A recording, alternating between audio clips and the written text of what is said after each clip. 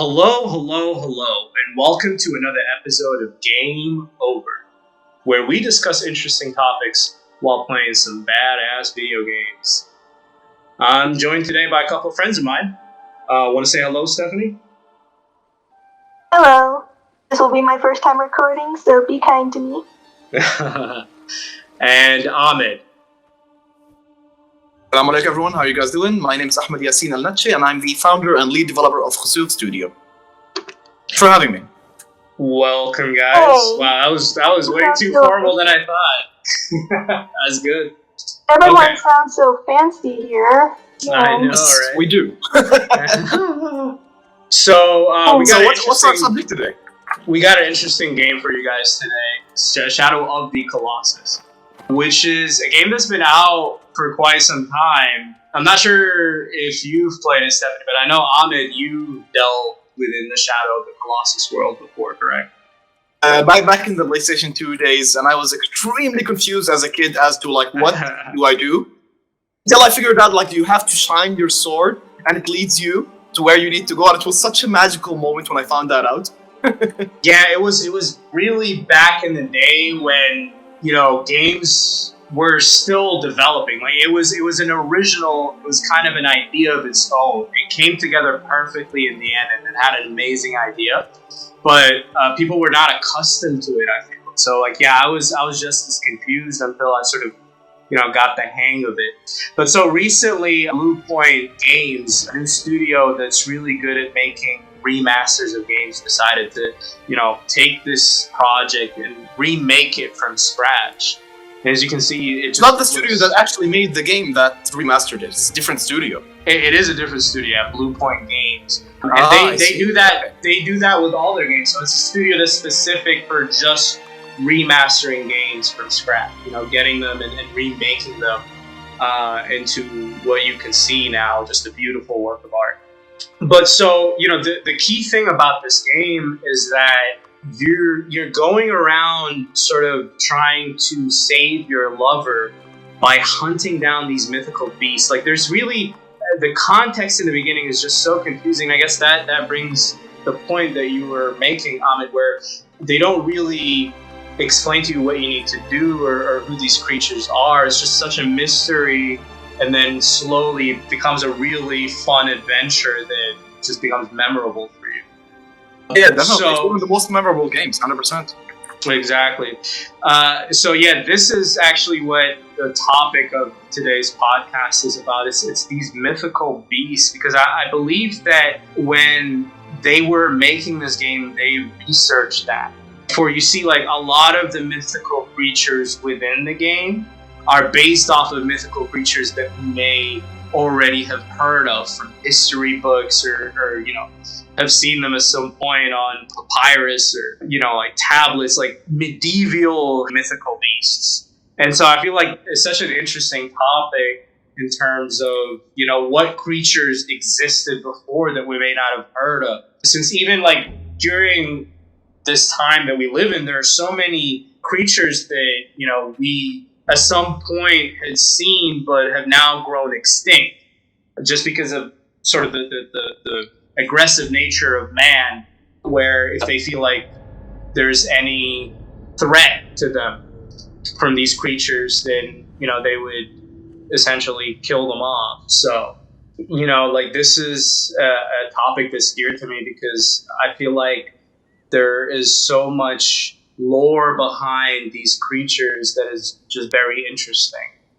At some point, I started researching it while I was working on my own degree for game design. I was researching some of these creatures, and it was just such an interesting topic for me. What do you guys think? Interesting. I'm my view on the subject. I know maybe it's a little early, but I do believe to a certain point that a huge number of these mythical creatures, from when something bad happens to you as a human, you look for a way to get some logic out of it, to understand why it's happening. And if you don't get why that bad thing is happening to you, or even good thing, you get confused and frustrated with life, and it just doesn't make sense. And I do believe that a large proportion of these monsters or creatures, or whatever it is, it's just our way of trying to make logic of this confusing, chaotic world. So you think it's mostly symbolism with these mythical creatures? You think that they didn't necessarily exist, but they symbolized a feeling or an emotion?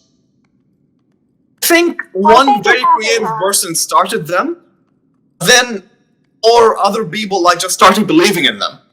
Interesting. This can That's also an interesting count perspective. for real creatures in general because, over in Egypt, they worshipped the cat because they thought it brought good luck to them. Mhm. Or just, just in general, worshipping general creatures in life because, superstition. Like the black cat became the sign of bad luck, but over in Asia, it's a sign of good luck. Mm-hmm. Exactly Different my creatures point. mean It's different things just to different us people. trying to make logic out of life, I believe. Yeah. Well, and the funny thing is they made so many different versions of that too. Now that you mentioned it, Stephanie. So it wasn't just the cat. The cat came and sort of become a mythical beast of its own. Anubis, who is also known to be a god in Egypt, actually Was that had. guy a dog? Yeah, The god of the sun, I believe. he's supposedly a dog, right? But if you notice, there's a lot of fur around his head that makes him look more like feline, right? More like the Sphinx, who is like I just know him the from head League of of Legends, so. the head of a human and the body of a cat, right? A wild cat. It's some sort of really creative person who went all out, and it was just so good that people were like, I'm gonna worship that. Mhm. Yeah, that's actually, and they made money off that probably. I never actually thought about it like that. It's like pray to this deity that you can only get to through me. I never actually. It makes sense. It allows me to blame someone if it doesn't happen.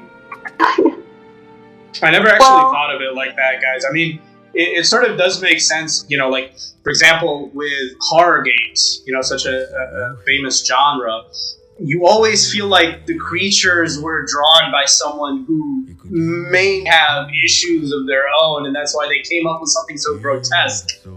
And so, I never thought that, all these creatures like the chimeras and like Anubis and the cats from olden times, or the Kraken, or those creatures, those mythical beasts from Greek mythology.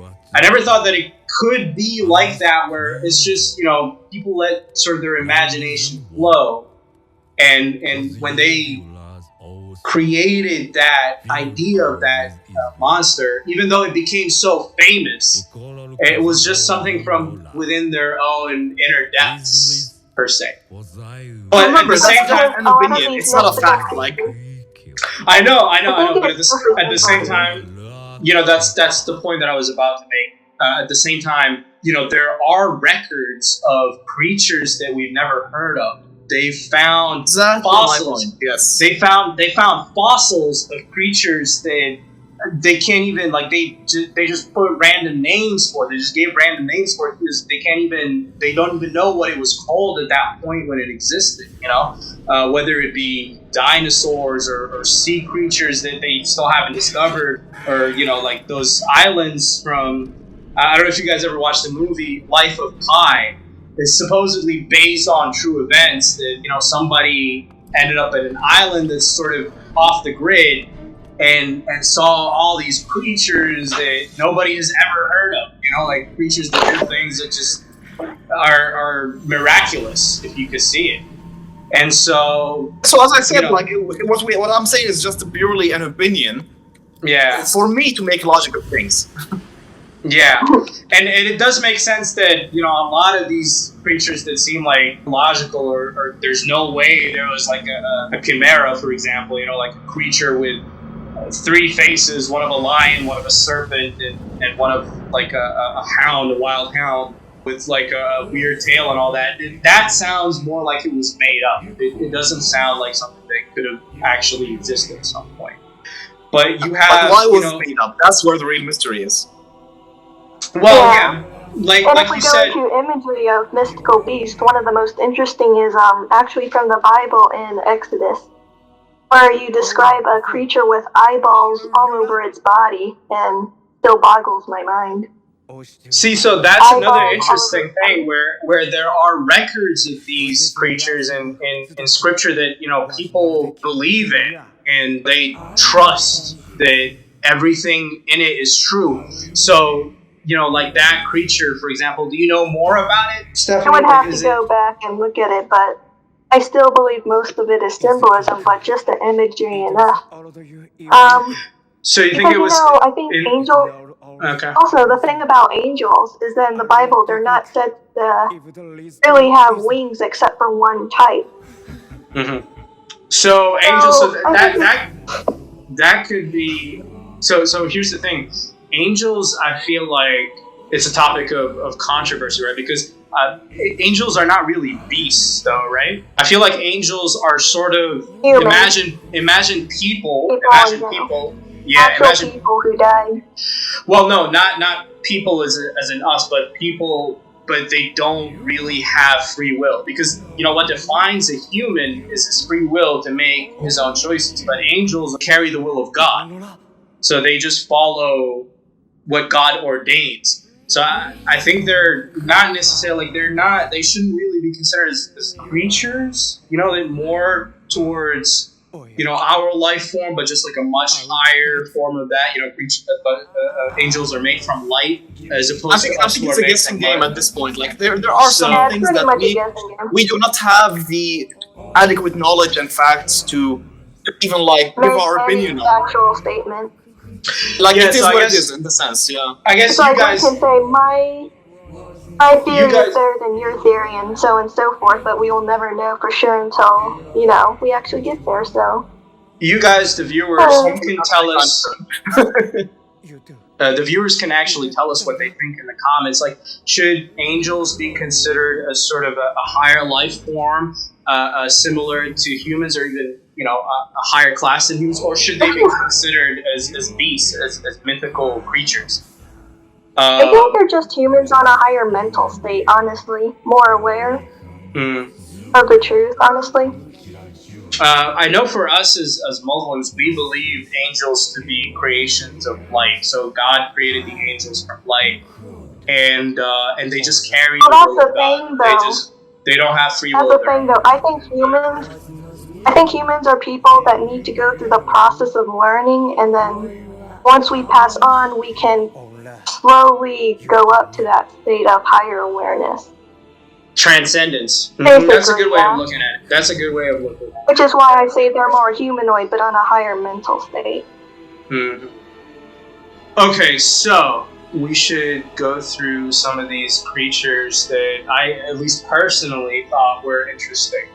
The first one being one of my favorites, especially from that movie, Clash of the Titans, the Kraken. I'm pretty sure it's common for you guys. So it's like one of the really popular ones. I haven't seen it, actually. You've never heard of the Kraken? Yeah, I haven't either. Like the movie or the creature? I haven't seen the movie. Okay, so the Kraken is, think of like the biggest octopus. Exactly. Think of the biggest octopus. Like a generic, ship out at sea, and then this big tentacle monster tries to, pull it down under. That sort of thing. Exactly. That's the Kraken. It traces back its origin. It's a really octopus on steroids. Yeah, pretty much. It ate a little too many little creatures. He went to the thing way too many times.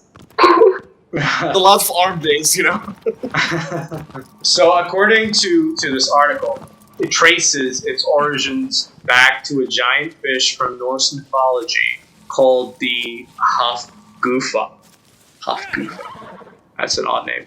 The Kraken first entered popular folklore as a titanic octopus or squid. So it can be a mix of both. So yeah, you're depending on how many legs it has, basically. Pretty much. It was spotted by fishermen off the coasts of Norway and Greenland. So in this case, it wasn't actually a figment of someone's imagination. In this case, I believe 18th century. So centuries ago, someone actually spotted what would later on be called a kraken. And it was essentially a massive octopus or squid with plenty of tentacles. The thing is, it actually wouldn't surprise me if something like that actually existed somewhere deep in the sea somewhere, because We've seen the bones of, the dinosaurs. Who knows? They were all on steroids back in the day. Yeah, It's with like chickens on steroids. and see, the thing is, like, the reason why I was skeptical on calling it an octopus or squid is because usually they have a limited amount of tentacles, right? Like for octopuses, I believe it's 8 tentacles, correct? They can only have 8 tentacles. Mm-hmm. But with the Kraken, if you guys notice, there's a lot more than 8, isn't there? I don't know, man. Remember that humans are pretty dramatic creatures. So like maybe it's just like 2 arms and like there were 17 of them. Yeah, that might actually be the case. But so on many accounts of like when the Kraken is brought up, it's usually hundreds of tentacles or something crazy like that, and it's massive in scale. That sounds weird. But Yeah. it's called Colossal Squid. That they found it in the ocean. It's absolutely ginormous. Okay, so you think it could have been a giant squid? Maybe like they saw a giant squid and they like dramatized it. Yeah, they saw it what I off think the shore. too, Because again, guys, this is 18th century, so they probably didn't even have the technology to properly see what's out there. That's the problem. They didn't have the technology to properly see it, so their imagination fills the picture. That could all have they been saw it. was this big creature dragging a ship down, and they were like, "Oh my gosh!" And then Or more like one guy screwed up and like made the ship go down and needs an excuse. So like, it's the Kraken, man. It's not me. So on the 18th I don't know. century I am skeptical in nature, so hence my arguments are always. I always try to find logic in things. This is why we draw a line between we know what's real and what's fantastical creatures. This is just my evidence opinion. really figures it out. So I'm telling you 100%, I could be wrong completely. I'm not saying that I'm right. No, that's fair. That's a fair judgment to make. But so, okay, I'm talking specifically right now about that 18th century account.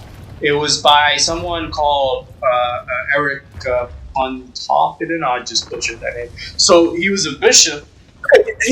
He's dead. Don't worry about it. Yeah, but him being a bishop. Him like being, one guy in the comment, I am the child of Eric Hasutri, and you need That would be great grandchild by that point. Yeah, they were like, I am offended. I wouldn't be surprised, man. People on the internet these days. But so, okay, he had to earn a certain level of trust because in order to be a bishop, you have to earn a certain level of trust. And so, he might have been a fanatic too. That could be another reason. But he described it as a squid-like beast so large that when any part of its body stuck out of the water, it resembled a floating island. And so, like, I get where you're coming from, but according to his account, according to his account, there's no way there's a squid that is that big. Like, It was not a squid, man. It's like a whole island. I don't know if I'd be in my right mind if I saw that. But yeah, it must have been the fumes or something. But, if that did exist, that would have been, wow. The Kraken supposedly used this many tentacles to ensnare ships' masts and drag them to the icy depths. Yeah, I think that's going a little over. Yeah, that's when they start to lose me because that sounds ridiculous. Like, if that ship sunk and it was the Kraken. It was not faulty safety. If that were the case, then we'd have already heard about them by now. Like, there'd be, recent records of ships going down because of, massive creatures like that. And I would assume it would have been really hard to bring down these creatures that, men would brag about bringing down the Krakens for ages to come. So, yeah, I'm guessing that's when they blew it up. Yeah, exactly my point. What's the largest current known octopus squid known? I'm curious. That's the one I told you about. I think, you should see a picture of it. It's pretty giant. Actually, on Twitter, I found some pretty large dogs, and they're as big as horses and bigger. Largest squid known to man is 13 meters long.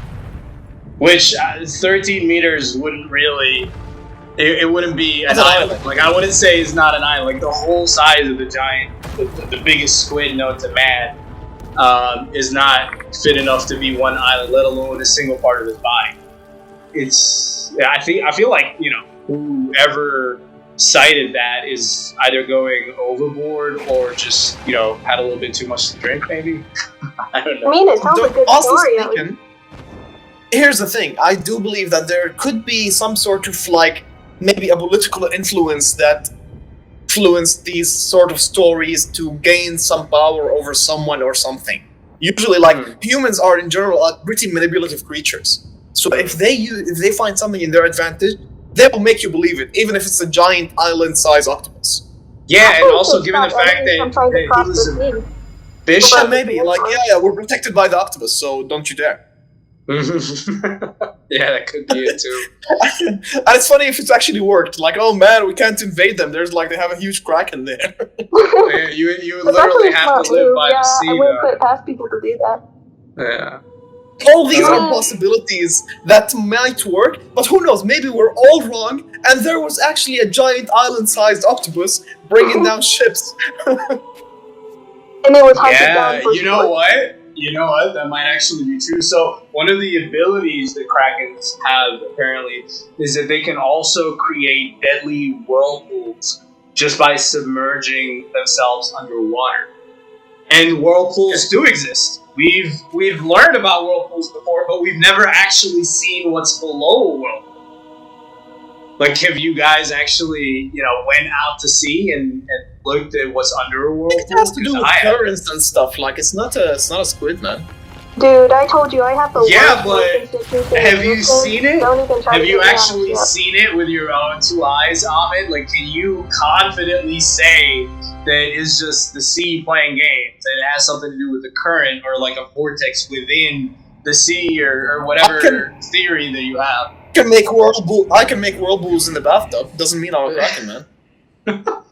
But see, the bathtub is big enough where you would seem like you're huge, right? Now, with the Kraken, I'm the Kraken. And the whole sea, you see where I'm coming from? You see where I'm coming from? Okay, Haas. Revelation has been achieved. It must have been true. It must have been true. Whirlpools do exist. Okay. Dang it. So, I knew it was true. I tried to fight it, but you got me. But you know what? So the article also does bring a point where tales of Kraken's wrath have sort of been embellished, right?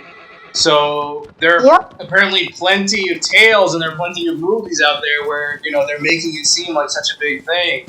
And so because of that embellishment, I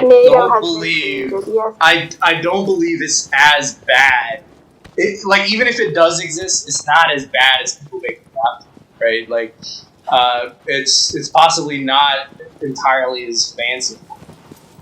Yeah. So they bring the same boat as I said. Like, they could have just seen a giant squid, and they're like, "Oh, that's the Kraken right there." Exactly.